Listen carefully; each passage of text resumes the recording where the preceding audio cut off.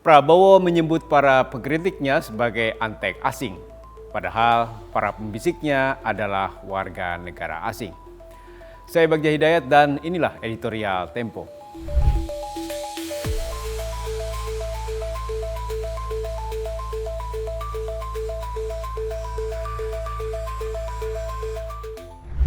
Para autokrat menciptakan musuh untuk melegitimasi kekuasaan. Adolf Hitler mengagitasi warga Jerman untuk mewaspadai persekongkolan pemuda sosialis dengan pialang Wall Street. Menurut Hitler, kedua pihak itu akan menghancurkan nilai-nilai bangsa Arya. Joseph Stalin di Rusia menciptakan tokoh fiktif Pavlik Morozov untuk menggalang dukungan memusuhi orang kaya penimbun harta. Hal yang sama juga dilakukan oleh Saddam Hussein di Irak, Muammar Gaddafi di Libya, Vladimir Putin di Rusia, dan Recep Tayyip Erdogan di Turki. Di Indonesia, Prabowo Subianto berulang kali menyebut antek asing kepada siapa saja yang mengkritik kebijakannya. Seringkali serangan itu dikontraskan dengan propaganda bahwa kekuasaannya bekerja melindungi kepentingan rakyat dari rongrongan musuh-musuh tersebut. Meminjam istilah Bruce Bueno de Mesquita dan Alastair Smith dari New York University,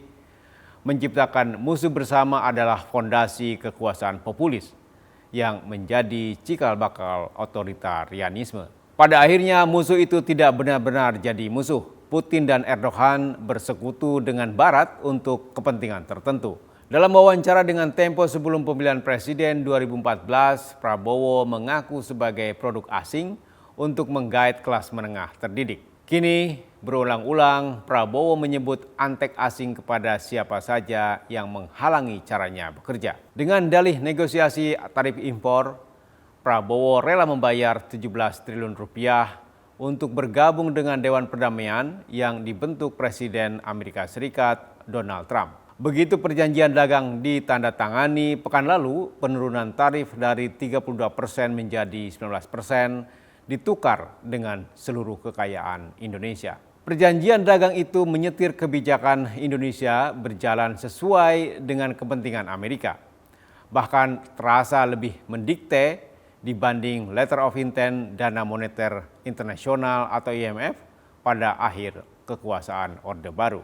Di dalam negeri, Prabowo asik masuk dengan orang-orang asing yang jadi pembisik kebijakannya. Liputan majalah ini setidaknya menemukan 2 warga negara asing yang punya pengaruh terhadap keputusan Prabowo, baik dalam kebijakan ekonomi maupun politik. Orang pertama adalah Karen Brooks, yang dulu jadi penasihat Kementerian Luar Negeri Amerika Serikat pada masa Presiden Bill Clinton. Brooks sampai bisa memerintahkan Prabowo untuk mengubah peraturan mengakomodasi bisnis jasa lingkungan dan wisata eksklusif di Taman Nasional Waikambas, Lampung. Dengan mengatasnamakan orang dekat Prabowo, Brooks membuat para pejabat Kementerian Kehutanan belingsatan menuruti keinginannya. Salah satunya mereka sampai mengubah zona inti Waikambas jadi zona pemanfaatan, sehingga bisnis perdagangan karbon dan wisata Karen Brooks jadi sah secara hukum.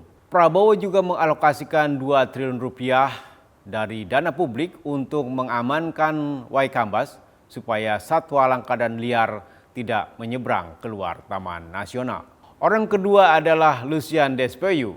Melalui mayoritas perusahaan konsultasi politik, warga negara Rumania ini merancang Gemoy sebagai identitas baru Prabowo semasa kampanye pemilihan presiden 2024. Strategi dan bahasa politik itu sukses membius sebagian pemilih Indonesia dengan menganggap Prabowo bukan lagi politikus berangasan. Despoyu juga merancang pembekalan anggota kabinet di rumah Prabowo di Hambalang, Bogor, Jawa Barat pada awal Oktober 2024. Despoyu bahkan diduga ikut mempengaruhi Prabowo dalam mendistribusikan televisi pintar ke sekolah-sekolah. Banyak orang termakan tuduhan antek asing.